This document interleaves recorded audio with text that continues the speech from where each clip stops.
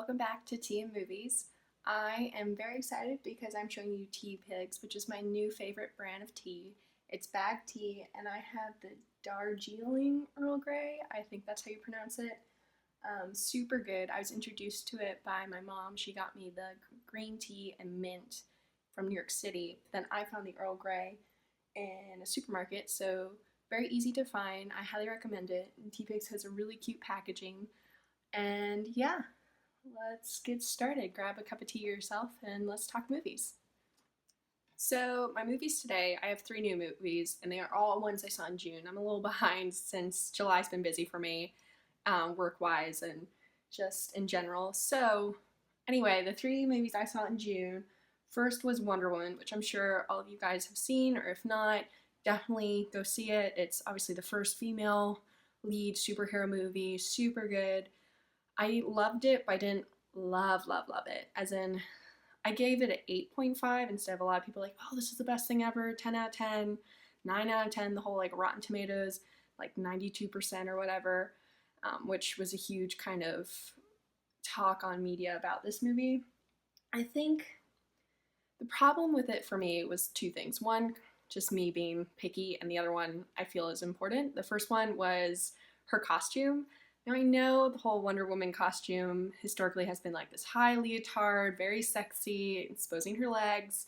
And so you have that, and it's like a little baby skirt that like barely covers her crotch. Um, but the problem I have with that is that in the same movie, in the beginning, other Amazon women, they had these long Roman slit skirts, like those battle skirts that you've seen, with gladiators and stuff like that. They had those, so I particularly like those ones better. Yes, you get the slits and it's sexy or whatever, but it seemed more historically accurate with the Amazon woman vibe I got off of it, and I wish that was more her outfit. It seems more appropriate, and that was just my little bug with the movie. The other one, which I think is really important, is the moral line code message in that movie, which is very important for superhero movies, was just not,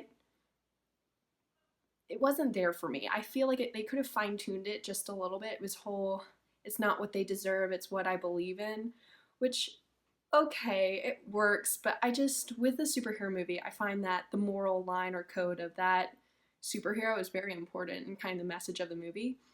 And with this genre, that's what I hold as the most important part, and I just didn't really like this Wonder Woman one. And so that's why I give it an 8.5. But still, great, huge step for, female movies, female roles, and how superhero movies are now not just the male jock, and it's evolving, which makes me happy. But again, I don't give it the whole 10 out of 10, 9 out of 10. It's a solid 8.5. Another thing that bugged me about Wonder Woman, sorry, I'm kind of negative on this movie. I do want to do positives and negatives with each movie, but the history part of it too was not very on, and it was World War I, and the way they made it seem, it was just like, oh, man's good now and it's not gonna happen again, and like, spoiler, World War II. So that also was a little funky, watching the movie as a history geek. So that was just a little for me, which is again why I give it an 8.5. But I really love the Amazon world they created, and the cinematography was great in that. And I liked their origin story. I haven't done a huge amount of research about the whole Amazon history, Amazon women culture, and I think I did see something that wasn't very accurate. I know the Greek mythology, Roman mythology was inaccurate, and when I was watching that, I was like, that's not correct. But I did enjoy the exposure to the Amazon world and their island. I thought that was really cool. So that's my positive on that one. So, last thing I just want to talk about with Wonder Woman is I really did like the transitions of this movie and the other movies it's hopefully going to tie into and has tied into. I know she was introduced with the Batman vs. Superman movie, which I haven't seen, but it's on my bucket list, even though I've heard it's eh. But I think the introduction with that to set up for this movie, and everyone knew this was coming. And then the transition at the end to set up that she will come back in another movie was really nice and well done.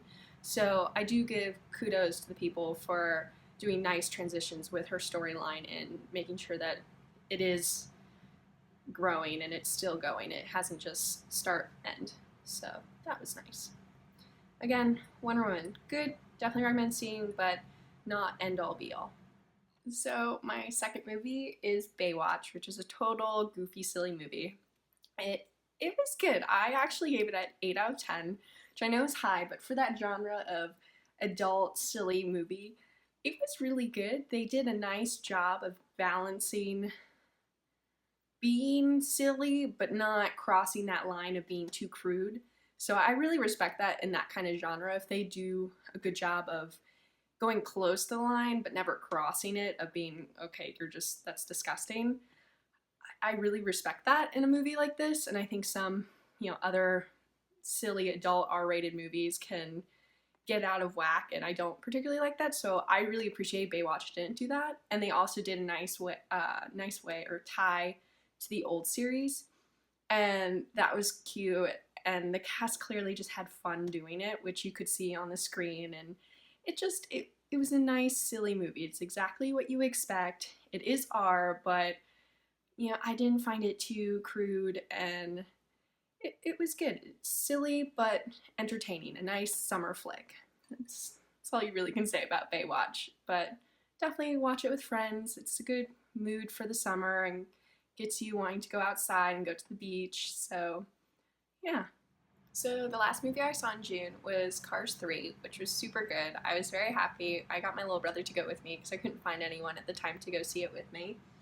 And I give it a 8.5 out of 10, actually. I was very shocked and surprised that a third movie of a series was this good. I love Cars 1, but I hate Cars 2. I really didn't. I felt like it fell flat, and what I love about Cars 3 is it was more of a return to the vibes I got off of Cars 1. In Cars 2, I just feel like the people who were creating it were just so wrapped up in having fun and creating a world based on cars that they just wanted to explore more and show off more kind of cool ideas and details of a world based on cars. And so that made the storyline fall flat and just wasn't really there. But Cars 3 had a great storyline. It made me cry. I thoroughly enjoyed it, and it just was relatable to both adults and children, and you get something out of it at every age, I think, and it was really cool and meaningful.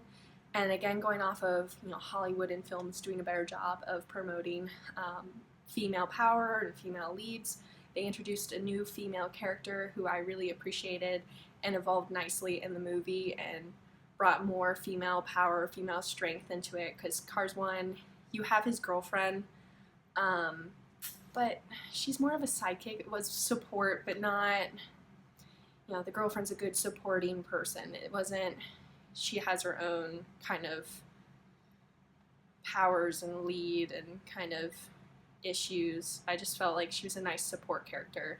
And Lightning McQueen obviously is the lead, and then his best friend Tow Mater is the comedian, relief of the movie. So Cars 3 did a nice job of balancing that out and putting a little more female oomph to the series. I will say though, Cars 3 I struggled to follow with it just on the whole Hudson storyline, and apparently a huge part of his storyline is in Cars 2, which apparently I just missed, and I just don't remember it in Cars 2, but you definitely at least read the storyline of Cars 2 before you see Cars 3. I think you could skip out on Cars 2 besides just knowing a little fact about Hudson and his storyline, because that's a big part of Cars 3. But other than that, Cars 3 is really good, and I definitely recommend going to see it. It's a great, fun movie for everyone. So, yeah. So that is it. Those are all the movies I saw in June. And yeah, hopefully I'll catch some movies in July so I can make a July movies and tea. But with that, I hope you enjoyed. If you did, don't forget to like down below. And also, if you haven't, definitely subscribe if you want to see more. And yeah, I hope you enjoy your day and have a nice cup of tea. And I'll see you next time. Bye.